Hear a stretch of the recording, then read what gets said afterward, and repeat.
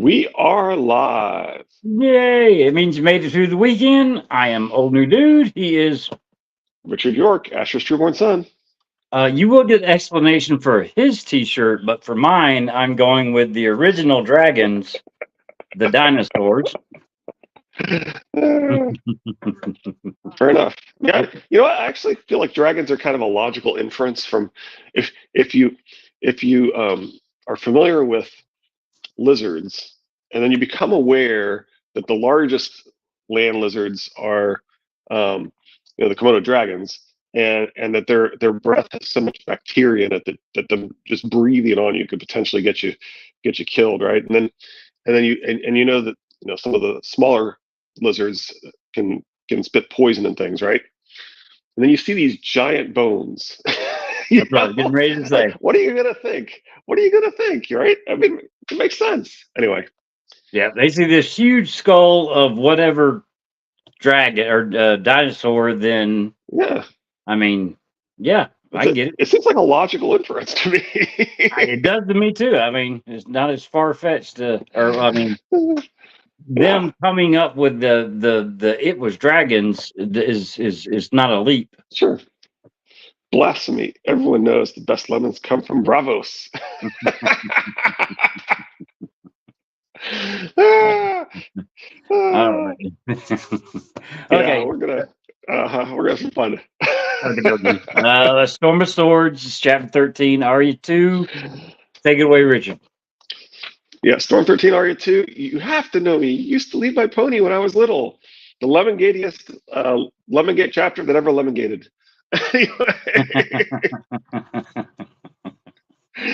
Uh, We kind of need a trigger warning for the first song because it kind of quickly escalates to casually planning rape. But I guess you could interpret it more symbolically and say that they're willing partners and that the blade is in fact blades are dicks and dicks are blades and so forth. But I guess I'll try and do that because otherwise it's not very comfortable. But anyway, yeah.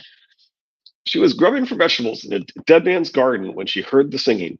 Arya stiffened, still as stone, listening, the three stringy carrots in her hand suddenly forgotten. She thought of the bloody mummers and Roose Bolton's men, and a shiver of fear went down her back. It's not fair. Not when we finally found the trident. Not when we thought we were almost safe. Only why would the mummers be singing? Chris must needs keep count today. My hands will be full. Um, where were we? Why would the mummers be So, singing? Did I already say that? Only you're why would the mummers? go ahead. Only why would the mummers be singing? The song came drifting up the river from somewhere beyond the little rise. Mermaid, hey ho, hey ho. Arya rose, carrots dangling from her hand. It sounded like the singer was coming up the river road. Over among the cabbages, Hot Pie had heard it too, judged by the look on his face. Gendry had gone to sleep in the shade of the burned cottage and was past hearing anything. I'll steal a sweet kiss from the point of my blade. Hey ho, hey ho. She thought she heard a wood harp too, beneath the soft rush of the river. Do you hear? Hot Pie asked in a hoarse whisper as he hugged an armful of cabbages. Someone's coming. Go wake Gendry, Arya told him. Just shake him by the shoulder. Don't make a lot of noise. Gendry was easy to wake, unlike Hot Pie, who needed to be kicked and shouted at. I'll make her my love, and we'll rest in the shade. Hey ho, hey ho. The song swelled louder with every word. Hot Pie opened his arms. The cabbages fell to the ground with soft thumps. We have to hide. Where? The burned cottage and its overgrown garden stood hard beside the banks of the Trident. There were a few willows growing along the river's edge and reed beds in the muddy shallows beyond, but most of the ground hereabouts was painfully open. I knew we should have never left the woods, she thought. They'd been so hungry, though, and the garden had been too much a temptation. The bread and cheese they had stolen from Harrenhal had given out 6 days ago back in the thick of the woods. Take Gendry and the horses behind the cottage, she decided.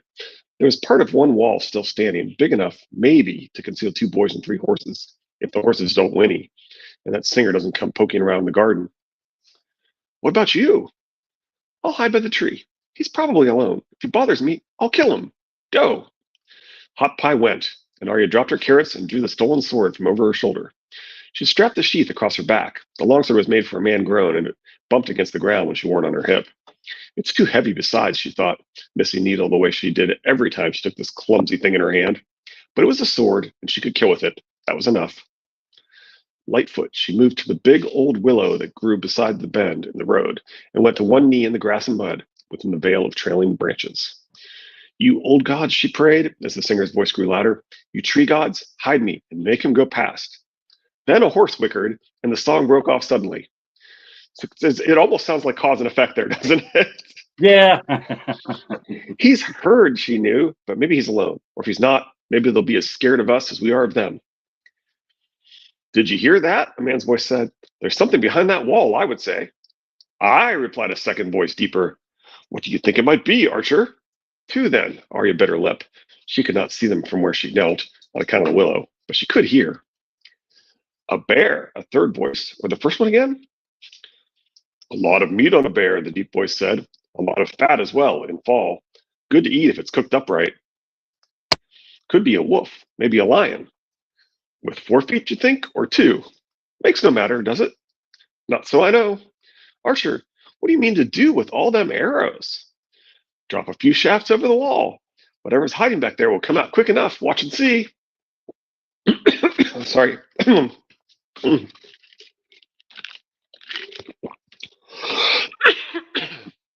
right. What if it's some honest man back there, though? Or some poor woman with a little babe in her breast? An honest man would come out and show us his face. Only an outlaw would skulk and hide. Aye, that's so. Go on and loose your shafts, then. Arya sprang to her feet. Don't! She showed them her sword. There were 3 she saw. Only 3. Syria could fight more than 3. She had Hot Pie and Gendry to stand with her, maybe.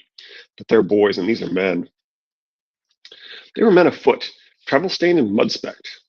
She knew the singer by the wood harpy cradled against his jerkin, as a mother might cradle a babe. A small man, 50 from the look of him, he had a big mouth, a sharp nose, and thinning brown hair. His faded greens were mended here and there with old leather patches, and he wore a brace of throwing knives on his hip and a woman's axe slung across his back. The man beside him stood a good foot taller and had the look of a soldier. A long sword and dirk hung from his studded leather belt. Rows of overlapping steel rings were sewn onto his shirt, and his head was covered by a black iron half-helm shaped like a cone. He had bad teeth and a bushy brown beard, but it was his hooded yellow cloak that drew the eye. Thick and heavy, stained here with grass and there with blood, frayed along the bottom and patched with deerskin on the right shoulder. The great cloak gave the big man the look of some huge yellow bird. It's a nice Sesame Street reference. The last of the 3 was a youth as skinny as his longbow, if not quite as tall. Red-haired and freckled, he wore a studded brigantine, high boots, fingerless leather gloves, and a quiver on his back. His arrows were flushed with gray goose feathers, and 6 of them stood in the ground before him, like a little fence. The 3 men looked at her, standing there in the road with her blade in hand. Then the singer idly plucked a string. Boy, he said, put up that sword now, unless you're wanting to be hurt. It's too big for you, lad, and besides, Anguy here could put 3 shafts through you before you could hope to reach us. He could not, Arya said, and I'm a girl. So you are, the singer bowed. My pardons. You go on down the road. Just walk right past here, and you keep on singing so we'll know where you are. Go away and leave us be, and I won't kill you. The freckle-faced archer laughed. Lem, she won't kill us, did you hear? I heard, said Lem, the big soldier with the deep voice. Child, said the singer, put up that sword, and we'll take you to a safe place and get some food in that belly. There are wolves in these parts, and lions, and worse things. No place for a little girl to be wandering alone. She's not alone. Gendry rode out from behind the cottage wall, and behind him, Hot Pie, leading her horse. In his chainmail shirt with a sword in his hand, Gendry looked almost a man grown, and dangerous. Hot Pie looked like Hot Pie. Do like she says and leave us be, warned Gendry. 2 and 3, the singer counted. And is that all of you? And horses, too. Lovely horses. Where did you steal them? They're ours. Arya watched them carefully. The singer kept distracting her with his talk, but it was the archer who was the danger. If he should pull an arrow from the ground. Will you give us your names like honest men? The singer asked the boys. I'm Hot Pie said at once. Aye, and good for you, the man smiled. It's not every day I meet a lad with such a tasty name. And what would your friends be called? Mutton Chop and Squab? Gendry scowled down from his saddle. Why should I tell you my name? I haven't heard yours. Well, as to that, I'm Thomas Seven Strings.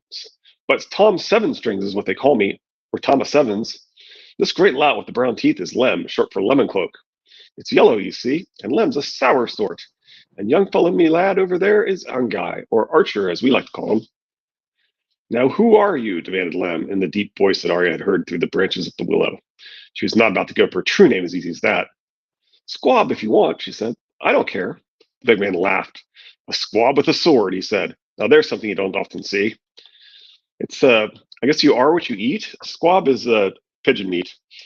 Ah, So anyway, so I guess it's kind of appropriate. there you go. Dodger, Dodger. I was about counting. I'm the bull, said Gendry, taking his lead from Arya. She could not blame him for preferring bull to mutton chop. Tom Sevenstring strummed his harp. Hot pie, squab, and the bull. Escaped from Lord Bolton's kitchen, did you? How did you know? Arya demanded, uneasy. You bear a sigil on your chest, little one. She'd forgotten that for an instant. Beneath her cloak, she still wore her fine page's doublet, the flayed man of the Dreadfort sewn in her breast. Don't call me little one. Why not? Said Lem. You're little enough. I'm bigger than I was. I'm not a child. Children didn't kill people, and she had. I can see that, Squab. You're none of you children, and not if you were Boltons. We never were, Hot Pie. We never knew when to keep quiet. We were at Harrenhal before you came, that's all. So you're lion cubs? Is that the way of it? Said Tom. Not that either. We're nobody's men. Whose men are you? Anguy the archer said. We're king's men. Arya frowned. Which king? King Robert, said Lem in his yellow cloak. That old drunk, said Gendry scornfully. He's dead. Some boar killed him. Everyone knows that. It's always fun when Gendry's disrespecting Robert. Anyway. Aye, lads, said Tom Seven Strings, and more's the pity. He plucked a sad chord from his harp. Arya didn't think they were kingsmen at all. They looked more like outlaws, all tattered and ragged. They didn't even have horses to ride. Kingsmen would have had horses. But Hot Pie piped up eagerly. We're looking for River Run, he said. How many days' ride is it, do you know? Arya could have killed him. You be quiet, or I'll stuff rocks in your big stupid mouth. River Run is a long way upstream, said Tom. A long, hungry way. Might be like a hot meal before you set out. There's an inn not far ahead kept by some friends of ours. We could share some ale and a bite of bread instead of fighting one another. An inn? The thought of hot food made Arya's belly rumble, but she didn't trust this Tom. Not everyone who spoke you friendly was really your friend. It's near, you say? 2 miles upstream, said Tom. A league at most. Gendry looked as uncertain as she felt. What do you mean, friends? He asked warily. Friends? Have you forgotten what friends are? Sharna is the innkeep's name, Tom put in. She has a sharp tongue and a fierce eye, I'll grant you that, but her heart's a good one, and she's fond of little girls. I'm not a little girl, she said angrily. Who else is there? You said friends. Sharna's husband and an orphan boy they took in. They won't harm you. There's ale if you think you're old enough. Fresh bread and maybe a bit of meat. Tom glanced toward the cottage. And whatever you stole from old Pate's garden besides. We never stole, said Arya. Are you old Pate's daughter then? A sister? A wife? Tell me no lies, squab. I buried old Pate myself right there under that willow where you were hiding. You don't have his look. He drew a sad sound from his harp. We've buried many a good man this past year, but we've no wish to bury you. I swear it on my harp. Archer, show her. The archer's hand moved quicker than Arya would have believed. His shaft went hissing past her head within an inch of her ear and buried itself in the trunk of the willow behind her. By then, the bowman had a second arrow notched and drawn. She thought she understood what Cyril meant by quick as a snake and smooth as summer silk, but now she knew she hadn't. The arrow thrummed behind her like a bee. You missed, she said. More fool you if you think so, said Anguy. They go where I send them. That they do, agreed Lemon Cloak. There were a dozen steps between the archer and the point of her sword. We have no chance, Arya realized, wishing she had a bow like his and the skill to use it. Glumly, she lowered her heavy longsword till the point touched the ground. We'll come see this inn, she conceded, trying to hide the doubt in her heart behind bold words. You walk in front and we'll ride behind so we can see what you're doing. Tom Seven Strings bowed deeply and said, Before, behind, it makes no matter. Come along, lads. Let's show them the way. Anguy, best pull up those arrows. We won't be needing them here. Arya sheathed her sword and crossed the road to where her friends sat on their horses, keeping her distance from the three strangers. Hot Pie, get those cabbages, she said as she bolted into her saddle. And the carrots, too. For once, he did not argue. They set off as she had wanted, walking their horses slowly down the rutted road a dozen paces behind the 3 on foot. But before very long, somehow they were riding right on top of them.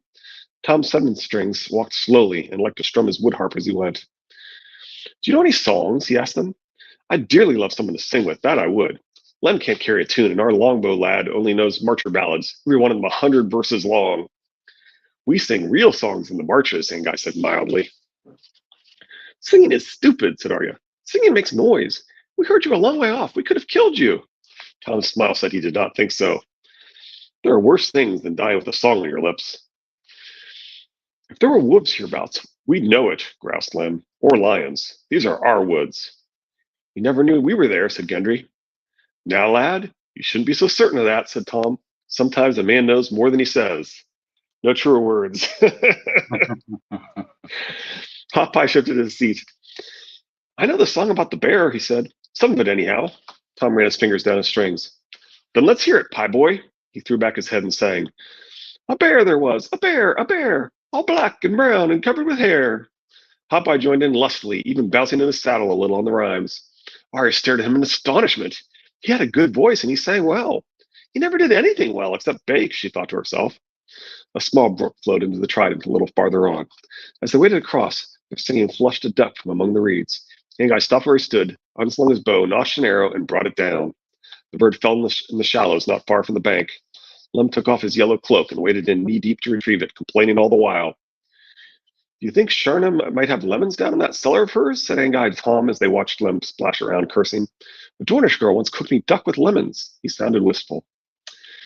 Tom and Hot Pie resumed their song on the other side of the brook, with the duck hanging from Lem's belt beneath his yellow cloak. Oh, this, of course, is the beginnings of our lemon hint, and it's got that sounded wistful, which Dany's voice sounds wistful during one of her big quotes about her backstory as well. Anyway, Yeah. just something. Well, also, stop and think about it. They're tattered. They're probably dirty. The only thing that he cared about is this dirty, blood-stained, patched cloak that he took it off before he went in the water, and nothing else. Yeah, it's later going to be implied that it might be a Kingsguard cloak, which seems to is that just telling us that the Kingsguard might be alive? Oh, I've always okay. Well, first off, I like the Richard Loudmouth theory, but and Toodles thinks that this is one of Braun and the Greyjoys missing Greyjoy kids. Okay. Braun's brother, basically. But I've always wondered if we need one more secret Kingsguard, and he's arguably the one that's implied. Specifically, so let's there's the three with the I'm blanking on the eyes. What's the shrewd eyes, right? Yeah. There's the three with the shrewd eyes that we think are three of the Kingsguard. But if you believe that the three survived from the Tower of Joy and that Lewin survived, right? Mm-hmm. Well, that's 4, and of course Jaime and Barristan makes 5 and 6, but that still leaves one more, which would be John Derry. Okay. And so maybe he's John Derry. I don't know. Just a thought. Hey, I got nothing to say that he ain't. Even after I've already said that there's 2 other theories about who he is, and then I like one of them. Yeah. I've always been looking for one more Kingsguard, and it is kind of implied that he might be a Kingsguard. So anyway. Yeah. But anyway, the wistful, I think that's the quote from this book. My favorite one that I actually titled Triple Triggers episode 4 after, where basically Dany asks Barristan about Rhaegar. Actually, she asked Barristan about her father, and he answers the question by saying, let me tell you all about your father and those who came before him. And the most important answer to your question is Rhaegar. Rhaegar was the best. And it's like, So anyway, so I'm pretty sure this ties that quote to this beginnings of this lemon discussion. Okay. Tom and Hot Pie resumed their song on the other side of the brook, with the duck hanging from Lem's belt beneath his yellow cloak. Somehow the singing made the mile seem shorter. It was not very long at all until the inn appeared before them, rising from the riverbanks where the Trident made a great bend to the north. Arya squinted at it suspiciously as they neared. It did not look like an outlaw's lair, she had to admit. It looked friendly, even homey, with its whitewashed upper story and slate roof and the smoke curling up lazy from its chimney. Stables and other outbuildings surrounded it, and there was an arbor in back, and apple trees, a small garden, and even had its own dock thrusting out in the river. And one of the things to note here is this is almost the opposite of the way of what attracted Brienne to it, which was that it didn't have the chimneys and the lights, and it looked empty and deserted. Yeah. But it's managing to look exactly like it needs to look for each of these two. There you go. And we also mentioned last time that these two parties are meant to be somewhat similar to each other. We've got the tomboy. You've got basically you've got the tomboy warrior woman, and the one competent guy and the one somewhat incompetent guy. Yeah. Gendry, she called, her voice low and urgent. They have a boat.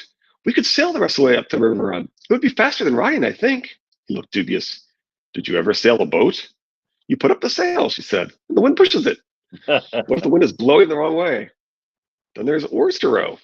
Against the current? Gendry frowned. Wouldn't that be slow? And what if the boat tips over and we fall into the water? It's not our boat anyway, it's the inn's. We could take it. Arya chewed her lip and said nothing.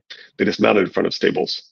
There were no other horses to be seen, but Arya noticed fresh manure in many of the stalls. One of us should watch the horses, she said, wary. Of course, this is the same thing that's set off for the last party here. Yeah. Tom overheard her. There's no need for that, squab. Come eat. They'll be safe enough. I'll stay, Gendry said, ignoring the singer. You can come get me after you've had some food. Nodding, Arya set off after Hot Pie and Lem. Her sword was still in its sheath across her back, and she kept the hand close to the hilt of the dagger she had stolen from Roose Bolton, because she didn't like whatever they found within. The painted sign above the door showed a picture of some old king on his knees. Inside was the common room, where a very tall, ugly woman with a bobby chin stood with her hands on her hips, glaring. Don't just stand there, boy, she snapped. Or are you a girl? Either one. You're blocking my door. Get in or get out. Lem, what did I tell you about my floor? You're all mud. We shot a duck. Lem held it out like a peace banner. Woman snatched it from his hand. Yangai shot a duck is what you're meaning. Get your boots off. Are you deaf or just stupid? She turned away. Husband, she called loudly. Get up here. The lads are back. Husband. Up the cellar steps came a man in a stained apron, grumbling. He was a head shorter than the woman, with a lumpy face and loose yellowish skin that still showed the marks of some pox. I'm here, woman. Quit your bellowing. What is it now? Hang this, she said, handing him the duck. Yangai shuffled his feet. We were thinking we might eat it, Sharna, with lemons if you had some. Lemons? And where would we get lemons? Does this look like Dorne to you, you freckled fool? Why don't you hop out back to the lemon trees and pick us a bushel and some nice olives and pomegranates, too? She shook her finger at him. Now I suppose I could cook it with Lem's cloak if you like, but not till it's hung for a few days. You'll eat rabbit, or you won't eat. Roast rabbit on a spit would be quickest if you've got a hunger. Or might be you'd like it stewed with ale and onions. Chrissy Rose at 4. Along with Cat of the Canals and Feast telling us Bravos only had 3 kinds of weather. Fog was bad, rain was worse, and freezing rain was worst. This might be the biggest Lemon Gate clue outside of the wind sample chapters.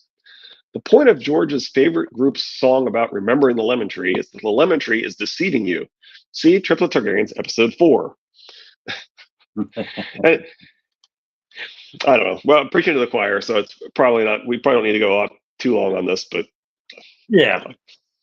Anyway, this is one of those times where you really should see. You really should see. Well, I mean, out of everywhere in the world that you can say what you think this is, the one place that she says is Dorne. That's what we think the House of the Red Door is. It's just another nail in that coffin. I mean, well, or Tyrosh. Yeah, that's true. So it's got a Tyroshi accent, right? So, and so in, can I go ahead and talk about Lemongate and Winds? Yeah, go ahead. Okay with talking about the sample chapters? Yeah, that's fine. Okay. Sansa basically echoes this, telling us once again that no, lemons come from Dorne. They don't come from the Vale. They don't come from the. We're seeing that they don't come from the Riverlands. They don't come from the Vale. They come from Dorne. So we get that same. We get a similar kind of vibe from Sansa's sample chapter. Mm. It's probably an Elaine chapter actually, but you get the point. And then there's the Mercy chapter, which is the Winds chapter that's been released for Arya, and it's really blatant. It goes actually. The guards get off and they're like, Where's all the citrus trees? I thought there'd be citrus trees. The free city should have citrus trees, shouldn't they?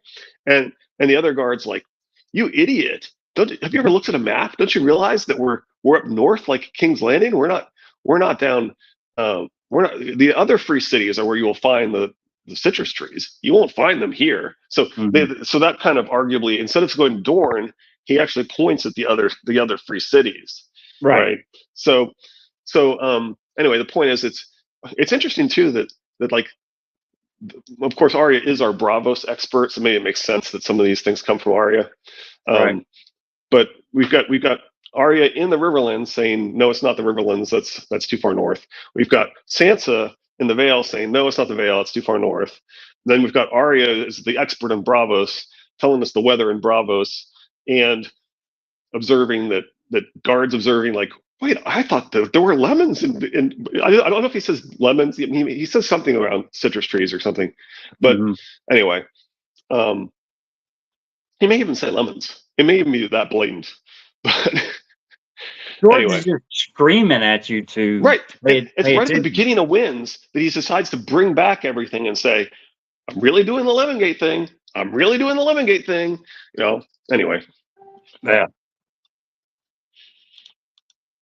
Arya could almost taste the rabbit. We have no coin, but we brought some carrots and cabbages we could trade you. Did you now? And where would they be? Hot Pie, give her the cabbages, Arya said, and he did, though he approached the old woman as gingerly as if she were Rorge or Biter or Vargo Hoat. The woman gave the vegetables a close inspection and the boy a closer one. Where is this Hot Pie? Here, me, it's my name, and she's a squab. Not under my roof. I give my diners and my dishes different names so as to tell them apart. Husband! Husband had stepped outside, but at her shout, he hurried back. The duck's hung. What is it now, woman?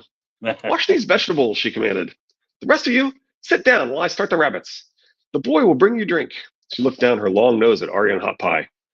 I am not in the habit of serving ale to children, but the cider's run out, there's no cows for milk, and the river water tastes of war. With all the dead men drifting downstream. If I served you a cup of soup full of dead flies, would you drink it? Ari would, said Hot Pie. I mean Squab. So would Lem, offered Anguy with a sly smile, and of course he does note the name. Yeah. Not that it matters much, considering we're about to get the reveal anyway. Yeah. Never you mind about Lem, Sharna said. It's ale for all. She swept off toward the kitchen. I've seen people ask about this, and it's of course it's sort of a shout back to the fact that she eats bugs and things, right? And so Hot Pie's just calling that out. Now, why does Lem also eat bugs? I don't know. Anguy and Tom Sevenstrings took the table near the hearth while Lem was hanging his big yellow cloak on a peg. Hot Pie plopped down heavily on a bench at the table by the door, and Arya wedged herself in beside him. Tom unslung his harp. A lovely inn, a forest road, he sang, slowly picking out a tune to go with the words. The innkeef's wife was plain as a toad. Shut up with that now, or we won't be getting no rabbit, Lem warned him. You know how she is. Arya leaned close to Hot Pie. Can you sail a boat? She asked. Before he could answer, a thick-set boy of 15 or 16 appeared with tankards of ale. Hot Pie took his reverently in both hands, and when he sipped, he smiled wider than Arya had ever seen him smile. Ale, he whispered, and rabbit. Well, here's to his grace, Anguy the archer called out cheerfully, lifting the toast. 7 save the king. All 12 of them, Lemoncloak muttered. He drank and wiped the foam from his mouth with the back of his hand. Husband came bustling in through the front door with an apron full of washed vegetables. There's strange horses in the stable, he announced, as if they hadn't known. Aye, said Tom, setting the wood harp aside, and better horses than the 3 you gave away. Husband dropped the vegetables on the table, annoyed. I never gave them away. I sold them for a good price and got us a skiff as well. Anyways, you lot were supposed to get them back. I knew they were outlaws, Arya thought, listening. Her hand went under the table to touch the hilt of her dagger and make sure it was still there. If they try to rob us, they'll be sorry. They never came our way, said Lem. Well, I sent them. You must have been drunk or asleep. Us? Drunk? Tom drank a long draught of ale. Never. You could have taken them yourself, Lem told husband. What, with only the boy here? I told you twice the old woman was up to Lambswood, helping that Fern give her birth her babe, sorry. And like as not, it was one of you planted the bastard in the poor girl's belly. He gave Tom a sour look. You, I'd wager, with that harp of yours, singing all them sad songs just to get poor Fern out of her small clothes. If a song makes a maid want to slip off her clothes and feel the good warm sun kiss her skin, why, it's not the singer's fault, asked Tom. And 'twas Anguy she fancied besides. Can I touch your bow? I heard her ask him. Ooh, it feels so smooth and hard. Could I give it a little pull, do you think? Husband snorted. You and Anguy makes no matter which. You're as much to blame as me for them horses. They was three, you know. What can one man do against three? Three, said Len scornfully. But one a woman and the other in chains. You said so yourself. Husband made a face. A big woman dressed like a man, and the one in chains. I didn't fancy the look of his eyes. Ingai smiled over his ale. When I don't fancy a man's eye, I put an arrow through one. Arya remembered the shaft that had brushed by her ear. She wished she knew how to shoot arrows. Husband was not impressed. You be quiet when your elders are talking. Drink your ale and mind your tongue. I'll have the old woman take a spoon to you. My elders talk too much, and I don't need you to tell me to drink my ale. He took a big swallow to show that it was so. Arya did the same. After days of drinking from brooks and puddles, and then the muddy trident, the ale tasted as good as the little sips of wine her father used to allow her. A smell was drifting out from the kitchen that made her mouth water, but her thoughts were still full of that boat. Sailing it will be harder than stealing it. If we wait until they're all asleep. The serving boy reappeared with big round loaves of bread. Arya broke off a chunk hungrily and tore into it. It's hard to chew, though. It's sort of thick and lumpy and burned on the bottom. Hot Pie made a face as soon as he tasted it. That's bad bread, he said. It's burned and tough besides. It's better when there's stew to sop up, said Lem. No, it isn't, said Anguy, but you're less like to break your teeth. You can eat it or go hungry, said husband. Do I look like some bloody baker? I'd like to see you make better. I could, said Hot Pie. It's easy. You knead the dough too much. That's why it's so hard to chew. He took another sip of ale and began talking lovingly of breads and pies and tarts, all the things he loved. Arya rolled her eyes. Tom sat down across from her. Squab, he said, or Ari, or whatever your true name might be. This is for you. He placed a dirty scrap of parchment on the wooden tabletop between them. She looked at it suspiciously. What is it? 3 golden dragons. We need to buy those horses. Arya looked at him warily. There are horses. Meaning you stole them yourselves, is that it? No shame in that, girl. War makes thieves of many honest folk. Tom tapped the folded parchment with his finger. I'm paying you a handsome price, more than any horse is worth, if truth be told. Hot Pie grabbed the parchment and unfolded it. There's no gold, he complained loudly. It's only writing. Aye, said Tom, and I'm sorry for that, but after the war, we mean to make that good. You have my word as a king's man. Arya pushed back from the table and got to her feet. You're no king's men, you're robbers. If you'd ever met a true robber, you'd know they do not pay, not even in paper.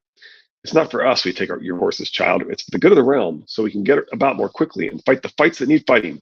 King's fights. Would you deny the king? They're all watching her. The archer, Big Lem, husband with his sallow face and shifty eyes, even Sharna, who stood in the door to the kitchen squinting. They're going to take our horses no matter what I say, she realized. We need to walk to River Run, unless... We don't want paper. Arya slapped the parchment out of Hot Pie's hand. You can have our horses for the boat outside, but only if you show us how to work it. Tom Seven-String stared at her a moment, and then his wide, homely mouth quirked into a rueful grin. He laughed aloud. Anguy joined in, and then they were all laughing. Lemoncloak, Sharna, and husband, even the serving boy who had stepped out from behind the cask with the crossbow under one arm. Arya wanted to scream at them, but instead she started to smile. Riders! Gendry's shout was shrill with alarm. The door burst open, and there he was. Soldiers, he panted. Coming down the river road, a dozen of them. Hot Pie leapt up, knocking over his tankard, but Tom and the others were unperturbed. There's no cause for spilling good ale on my floor, said Sharma. Sit back down and calm yourself, boy. There's a rabbit coming. You too, girl. Whatever harm's been done you, it's over and it's done, and you're with the king's men now. We'll keep you safe as best we can. Arya's only answer was to reach over her shoulder for her sword, but before she had it halfway drawn, Lem grabbed her wrist. We'll have no more of that now. He twisted her arm until her hand opened. His fingers were hard with callus and fearsomely strong. Notice that he consistently does this with people who are actual warriors. They have calloused hands. I mention that because if Preston's Page of Lies, he talks about that, right? Again, Arya thought, it's happening again, like it happened in the village with Chiswick and Wrath and the mountain that rides. They were going to steal her sword and turn her back into a mouse. Her free hand closed around her tankard, and she swung it at Lem's face. The ale sloshed over the rim and splashed into his eyes, and she heard his nose break and saw the spurt of blood. When he roared, his hands went to his face, and she was free. Run, she screamed, bolting. But Lem was on her again at once with his long legs that made one of his steps equal to 3 of hers. She twisted and kicked, but he yanked her off her feet effortlessly and held her dangling while the blood ran down his face. Stop it, you little fool, he shouted, shaking her back and forth. Stop it now! Henry moved to help her until Tom Sevenstring stepped in front of him with a dagger. By then it was too late to flee. She could hear horses outside and the sound of men's voices. A moment later, a man came swaggering through the open door, a Tarashi even bigger than Lem, with a great thick beard, bright green at the ends, but growing out gray. Behind came a pair of crossbowmen helping a wounded man between them, and then others. A more ragged band Arya had never seen, but there was nothing ragged about the swords, axes, and bows they carried. One or two gave her curious glances as they entered, but no one said a word. A one-eyed man in a rusty pot helm sniffed the air and grinned, while an archer with a head of stiff yellow hair was shouting for ale. After them came a spearman in a lion-crested helm, an older man with a limp, Bavosi self-sword. Harwin? Arya whispered. It was! Under the beard and the tangled hair was the face of Helen's son, who used to lead her pony around the yard, ride a quintain with John and Rob, and drink too much on feast days. He was thinner, harder somehow, and at Winterfell he had never worn a beard, but it was him, her father's man. Harwin! Squirming, she threw herself forward, trying to wrench free of Lem's iron grip. It's me, she shouted. Harwin, it's me! Don't you know me, don't you? The tears came, and she found herself weeping like a baby, just like some stupid little girl. Harwin, it's me! Harwin's eyes went from her face to the flayed man on her doublet. How do you know me? He said, frowning suspiciously. The flayed man. Who are you, some serving boy to Lord Leech? For a moment she did not know how to answer. She'd had so many names. She only dreamed Arya Stark. I'm a girl, she sniffed. I was Lord Bolton's cupbearer, but he was going to leave me for the goat, so I ran off with Gendry and Hot Pie. You have to know me. You used to lead my pony when I was little. His eyes went wide. Gods be good, he said in a choked voice. Arya underfoot? Lem, let go of her. She broke my nose. Lem dumped her unceremoniously to the floor. Who in 7 hells is she supposed to be? The Hand's daughter. Harwin went to one knee before her. Arya Stark of Winterfell. Chris the Crow, yes. Up next, Storm 14, Catelyn 2. We must win back the phrase. I know there are times that Arya is cold, hard, a killer, all those things, but then you get this, and it just reminds you of her age. Yeah, every time. I agree with you. He's still a youngin'. Yep. So anyway, had wanted to talk about there was Lemongate, and I think we've probably done enough of that over the episodes. I mean, the biggest thing that stood out with me in this whole chapter was Lem taking that cloak off and nothing else. I mean, as if you really value the cloak. Yeah, a big clue that, I mean, we were told that it's got dirt stains, blood stains, patched on the shoulder with leather. He's definitely had it a long time. And before going in the water and the mud and all this stuff that the lady says he's got on him, he takes that cloak off. And then when he gets to the inn, when she tells him to take the boots off, all that stuff, what's he do? What's the one thing that he takes off that we're told is the cloak? He takes the cloak off, puts it on a peg. Yeah, you're right. He seems to really value that cloak. Yeah. No, maybe it was a gift from Rhaegar or something. Yeah. It's possible that it was a gift from Rhaegar or something. I wonder if we'll find out at some point. Or he could be Jonathan Derry. Yeah, it's true. I kind of like the idea. So I've always wondered because the whole dead men everyone line, and it's like it's all except for John Derry. It sure seems like they all survived. And I'm like, but what if the cloak is not yellow?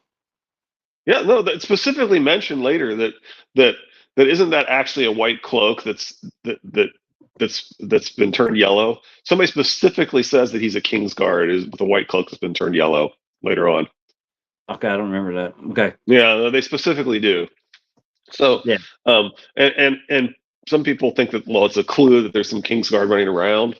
Well, I mean, it should be a clue that he's a Kingsguard running around is what it should be, right? And like Yeah, you said, yeah. he's definitely acting like that. Oh well, I And mean, his mannerisms might not longer be that of a Kingsguard, but he definitely has a great fondness for that cloak. I mean, it's above and beyond what I mean. A sword belt. oh, what if he took it from Jonathan Orderi at the Trident? But so Richard Lonmouth would have been, he was a squire of Rhaegar's. It Right, became one of his best friends. Like, I mean, probably, third or fourth after Arthur and John Con, right? right. So um, what if he considered himself, his job to take over as guard of Rhaegar, and took the cloak. Maybe it's Jonathan's cloak, but he is Richard Lonmouth. What if he's the one responsible for Rhaegar's body missing at the Trident, at the Ruby Ford? I don't know that it was missing. People have asked George about that, and he's basically said that no, they burned it. People. I know that he's been asked about that. No, well, Anyway, what hmm, I kind of like the idea that maybe it's both, that he's Richard Lonmouth and it's Jonathan Orderi's cloak. I got nothing against it. Hmm. Let's go with that for now. That'll be my headcanon until I come up with something better. Well, we'll make sure that we'll cover that in our Who's video. Okay. Yeah, you're right. That's one that's yeah, good point. It's like every single person in this story has a secret identity. I mean, Well, you got I do seven of wonder. Thomas I do Seven wonder. Strings that is potentially this singer in this river run, and he's the spy. I mean, then you got Angai is the guy from the hands tourney. I mean, everybody just. I mean, it's Well, just and is he Richard Lonmouth's younger brother is a question, because at one point we're told that two Marcher brothers, Marcher brothers, joined the Brotherhood right before they went out, right? mhm. And so, it's like, well, how did Angai wind up here? And he makes it sound like he spent all his money at Chataya's and stuff. Um, Right. but somehow he wound up with the Brotherhood. Well, did he like blow it all and then immediately sign up with Ned? It's kind of strange. You make. I mean, there's an argument meaning that all right, there was somebody already there that he tagged along with, which potentially could be his older brother. Yeah, I like it. Yeah, I mean, because he tells. I mean, he tells the hand no after he wins the tournament. Or he tells Jory no after he wins the tournament. right. I don't want to join the hand, and And then the then next thing he you know, he's joins with the Ned's hand's men. men. Yeah. So yeah, he definitely Yeah, had to know somebody in there. yeah. It's kind of interesting. Yeah. Okay. All right. That's actually shorter than our last couple have been. Yeah, I'm kind of surprised because it felt like a fairly long chapter, but when I was looking at it, but it's, Yeah. I guess not. Okay. Well, let's see. Cat 2. Hump Day will be Cat Yeah, Day. this is the one where they complain that Edmure complains that you didn't tell me, and they complain that well, we told you to hold the river run, and wasn't that clear enough? And you get fans that will take both sides of that, right? There's fans that think that you need to that somebody who's I think you and I fall in the category of somebody who's literally the second most important guy in your kingdom. ought to have been aware of the strategy, because he's going to have to improvise during the battle, and so he Yep. needs to understand the actual strategy involved. And anyway, whereas other people are like, that's Rob putting the Blackfish above Edmure uh-huh, when it should have been Edmure should have been part of the plan. exactly. That's my So opinion. yeah, Like that's my like opinion too. but there's certainly people that believe that oh no, he's the king and he told him to do this and he should only do that and he shouldn't do anything else. And I'm like, I don't know. No battle plan survives contact with the enemy, and so feel like it's important for the guy who's literally like the second highest ranking guy in your kingdom to Well, know I the mean, strategy. stop and think about this. What is the best way to defend and hold River Run? Mm-hmm. Keep the Lannisters out of the lands. Holding Yep. that river kept them Yep. from marching on River Run and Yeah, exactly. Lizzie's agreeing with us. Future yeah, Lord of Riverrun should have had more information. Those are his lands. And yeah. it's like, anyway. No, we're We're definitely in preaching to the choir. agreement on this. Yeah. Okay. All right. Well, we'll bring see it up again everybody. next time. Yeah. We'll see everybody. Hey, I'm up to 192, man. We're slowly hitting that 200 Cool. on subscription. I don't know who these people are. I'm sorry you found me, but yay, thank you. Hey, check out Asher Streetborn Son and watch Trembling Targaryens. There you go. Plug away, man. Plug away. All right. We'll see everybody Thanks, on Hump Day. Y'all be good. Take care and have Sounds fun. good. Take it easy, Richard. You Bye. too. Bye.